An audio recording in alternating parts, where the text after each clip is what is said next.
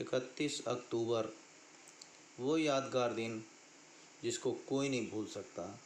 31 अक्टूबर को तमाम महापुरुषों का जन्म हुआ और आयरन लेडी इंदिरा गांधी की मृत्यु का दिन भी यही है।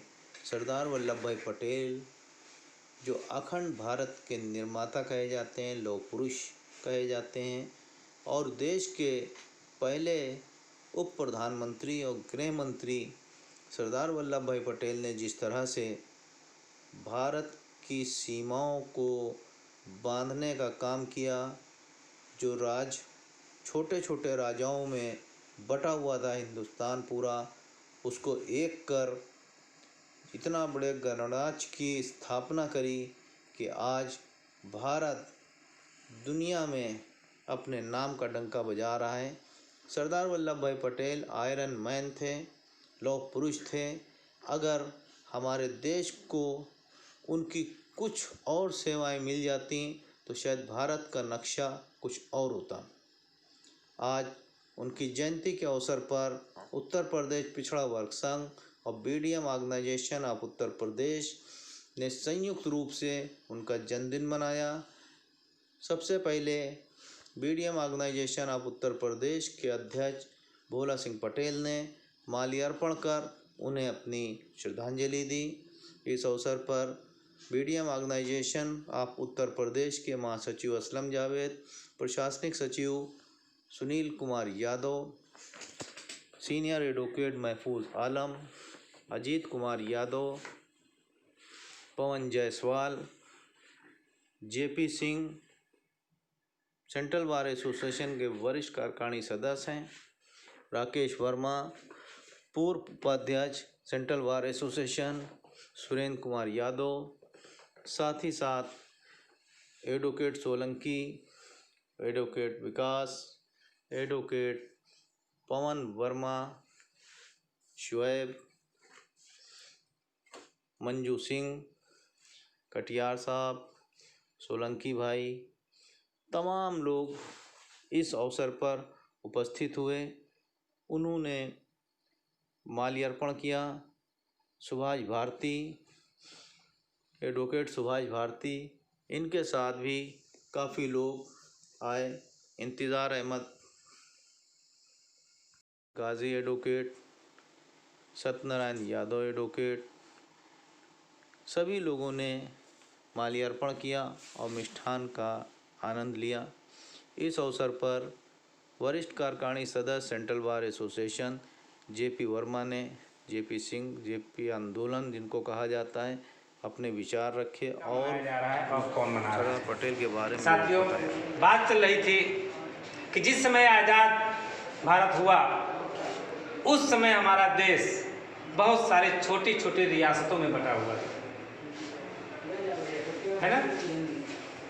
और समस्या ये थी कि भारत आज़ाद तो हुआ लेकिन अंग्रेजों की जो एक चाल थी डिवाइड एंड रूल, अंग्रेज कभी नहीं चाहते थे कि भारत को आज़ादी मिले। अंग्रेजों ने कल्पना भी नहीं की थी कि भारत को कभी हमें आज़ाद करना पड़ेगा।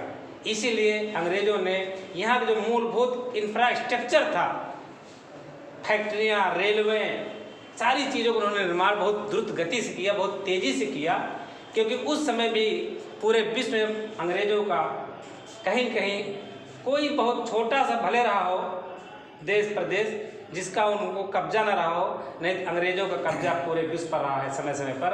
और मैं समझता हूँ 2000 के आसपास हांगकांग को उन्होंने स्वतंत्र किया था।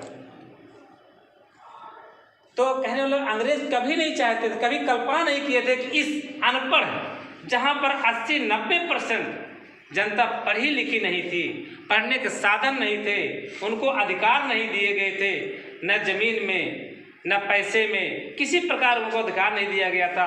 ऐसी जनता की स्वतंत्रता के बारे में कभी भी कल्पना नहीं किया था अंग्रेजों ने। और इसीलिए पूरे भारत में बड़ी तेज़ी से उन्होंने फैक्ट्रियाँ, कंपनियाँ, अब विकास के रास्ते खोलना शुरू किया। रेलवे से लेकर के सुई से लेकर सब चीज़ का निर्माण किया। लेकिन उन्हें क्या पता था कि एक पिंजरे में बंद पक्षी को भी अगर सारी सुविधा दी जाती है, उसको दूध, खीर, सारी चीज़ मुहैया कराई जाती, लेकिन जिस दिन उसको अपनी गुलामी का एहसास हो जाता है कि हम आज़ाद तो नहीं हैं, भले हमें सारी सुविधा मिले लेकिन हम उड़ने के लिए आज़ाद नहीं हैं, अपने विचारों के लिए आज़ाद नहीं है, अभिव्यक्ति की आज़ादी नहीं है, बोलने की आज़ादी नहीं है, हमें शासक बनाने की आज़ादी नहीं है, हमें पढ़ने लिखने की आज़ादी नहीं है, हमें खुले तौर पर आसमान में उड़ने की आज़ादी नहीं है।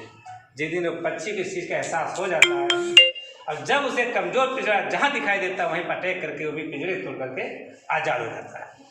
साथियों, यह देश निश्चित तौर पर ऋषि और मुनियों का देश रहा है और वीर बाकुरों का देश रहा है, क्योंकि हमारे जो छोटे छोटे सीमांत प्रदेश थे, छोटे छोटे जो राजा थे, उन राजाओं को ही नहीं पता था कि साउथ में क्या हो रहा है और वेस्ट में क्या हो रहा है, क्योंकि एक राजा अपने राज्य की सीमा को उल्लंघन करके जब दूसरे राजा के यहाँ पहुँचता था, उसके सैनिक पहुँचते थे, तो वहाँ पर लड़ाइयाँ शुरू हो जाती, तब एक दूसरे के बारे में जानते थे वहाँ का राजा कितना बलशाली है और वहाँ की क्या सभ्यता और संस्कृति है।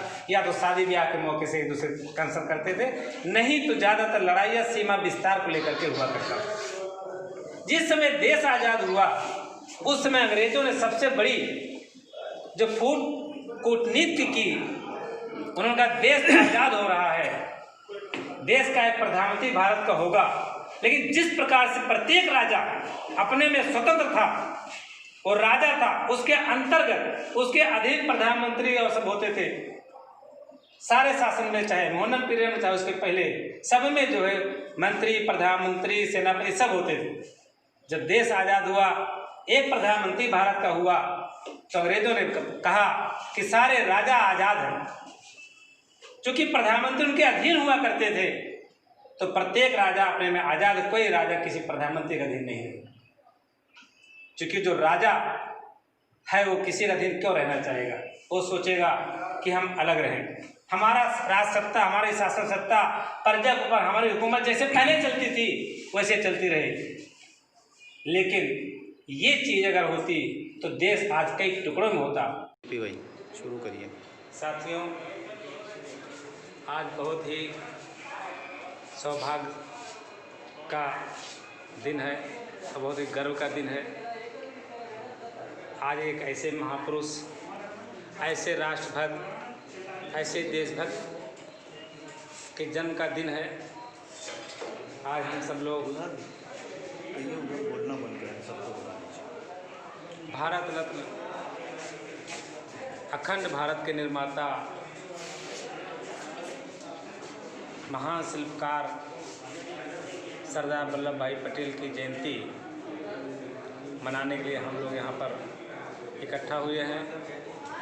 और आज भारत ही नहीं बल्कि विश्व के तमाम देशों में सरदार पटेल की जो एक सीमा से संबंधित, सीमा को बढ़ाने से संबंधित, ये भारत की अखंडता को बनाए रखने से संबंधित जो एक बहुत बड़ी सोच थी, जो दूरदर्शिता था,